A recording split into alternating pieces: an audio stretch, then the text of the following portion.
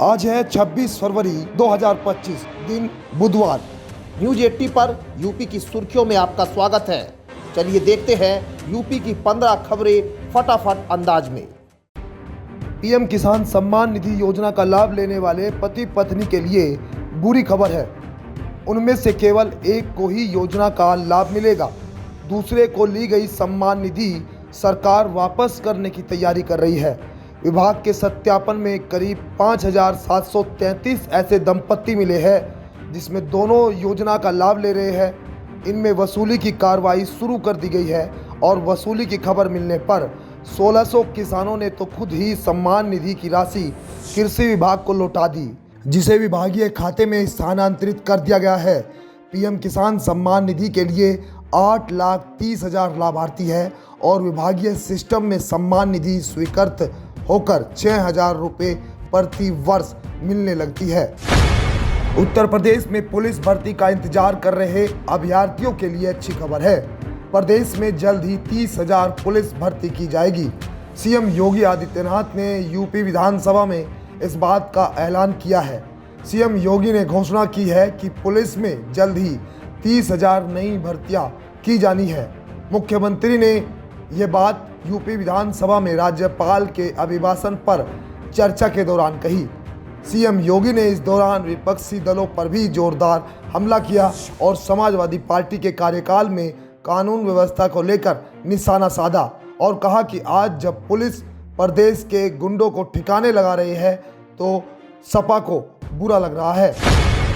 उत्तर प्रदेश की योगी आदित्यनाथ सरकार ने धार्मिक पर्यटन को बढ़ावा देने की योजना पर काम शुरू कर दिया है। प्रदेश के धार्मिक ऐतिहासिक महत्व वाले शहरों के साथ साथ प्रमुख शहरों को विकसित किया जाएगा। यूपी में उन्नाव, सिद्धार्थनगर, झांसी, चंदौली, अंबेडकर नगर, कानपुर देहात व कुशीनगर में स्थित कई धार्मिक स्थलों का पर्यटन विकास किया जाएगा। इन शहरों का विकास मुख्यमंत्री पर्यटन विकास सहभागिता योजना के तहत किया जाना है। प्रदेश के 9 शहरों में विकास कार्यक्रमों को लागू करने की योजना है। इन योजनाओं के जरिए इन शहरों में आने वाले अतिरिक्त लोगों को सुविधाएं उपलब्ध होगी। उत्तर प्रदेश के मुख्यमंत्री योगी आदित्यनाथ ने विधानसभा में प्रदेश को विकास के पथ पर ले जाने की अपनी योजनाओं के बारे में कहा। उन्होंने कहा कि सरकार ने प्रदेश के हर जिले और तहसील को 4 लेन से जोड़ने का निश्चय किया है। वहीं ब्लॉक मुख्यालय को 2 लेन से जोड़ने का काम किया जा रहा है। इंटर स्टेट कनेक्टिविटी को 4 लेन के साथ जोड़ने का काम अंतिम चरण में है। सीएम योगी ने कहा कि वर्ष 2017 से पहले प्रदेश में 2 एयरपोर्ट की कंप्लीट फंक्शनल थे, जबकि गोरखपुर और आगरा आंशिक थे।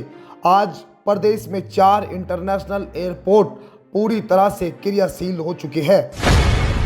उत्तर प्रदेश में योगी सरकार के निर्देशों का अनदेखी कई सरकारी कर्मचारियों को भारी पड़ने जा रही है। ये वो कर्मचारी है जिन्होंने कई बार सख्त निर्देश दिए जाने के बाद भी अब तक अपनी चल अचल संपत्ति का ब्यौरा मानव संपदा पोर्टल पर नहीं दिया है। प्रदेश में ऐसे 1.5 लाख कर्मचारी अब भी बाकी है। अब इन कर्मचारियों के वेतन को रोकने की तैयारी है। 28 फरवरी तक यूपी के सभी राज्य कर्मचारियों को अपनी चल अचल संपत्ति का ब्यौरा देने की अंतिम तारीख दी गई है। अगर अब भी इन कर्मचारियों ने दिसंबर 2025 तक अपनी संपत्ति की जानकारी मानव संपदा पोर्टल पर नहीं दी तो मार्च महीने से इनका वेतन रोक दिया जाएगा। उत्तर प्रदेश सरकार ने एक अहम निर्णय लेते हुए आवश्यक वस्तुओं की अनियंत्रित कीमतों पर रोक लगाने का फैसला लिया है।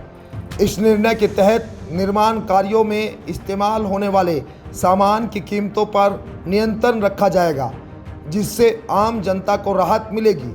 मुख्यमंत्री योगी आदित्यनाथ के नेतृत्व में लिया गया यह निर्णय तुरंत प्रभाव से लागू कर दिया गया है। इसके अलावा सरकार ने नियोजन विभाग के एक आदेश को भी रद्द कर दिया है। हाल के दिनों में सरकार एक के बाद एक बड़े फैसले ले रही है, जिससे प्रदेश की अर्थव्यवस्था और जनहित को लाभ मिलेगा। नोएडा इंटरनेशनल एयरपोर्ट के करीब 260 फीट ऊंची आदि योगी शिव की प्रतिमा स्थापित की जाएगी।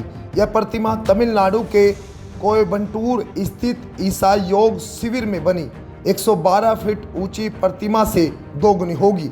इस भव्य प्रतिमा का प्रस्ताव ईसा फाउंडेशन ने मुख्यमंत्री योगी आदित्यनाथ को दिया था, जिसे सीएम ने सहमति दे दी है। हालांकि एयरपोर्ट के पास निर्माण के लिए नागर विमानन मंत्रालय की मंजूरी जरूरी है।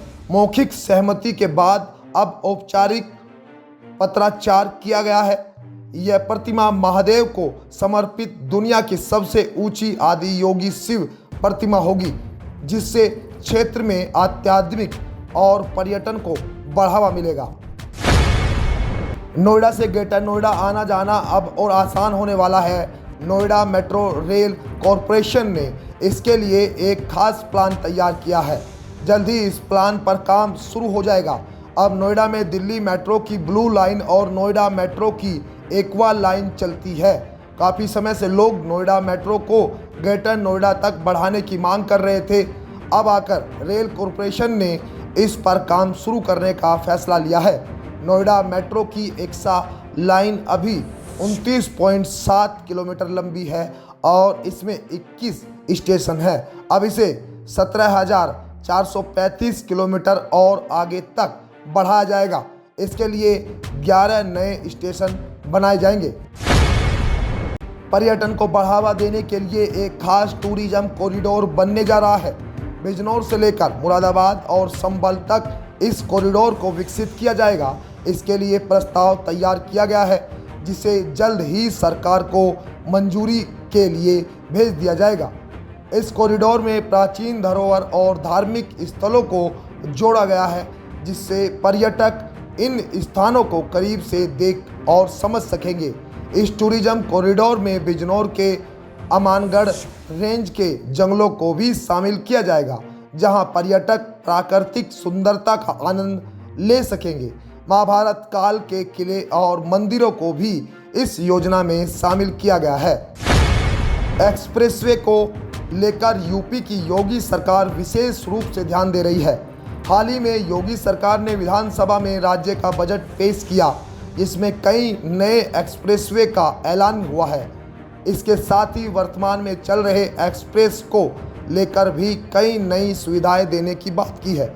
सर्वाधिक ट्रैफिक वाले आगरा लखनऊ एक्सप्रेसवे को नए सिरे से व्यवस्थित करने की तैयारी है।